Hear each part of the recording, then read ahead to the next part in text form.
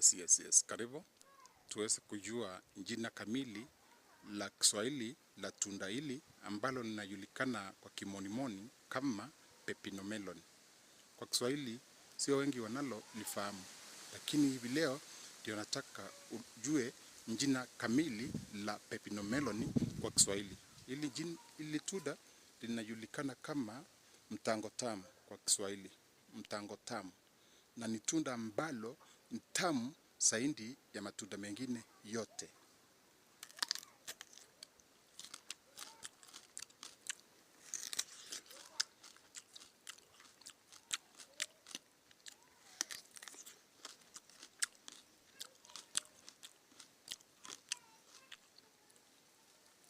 Hili tunda huwa lina faida mingi kwa mwili, haswa kwa watu ambao wanaugua high blood pressure.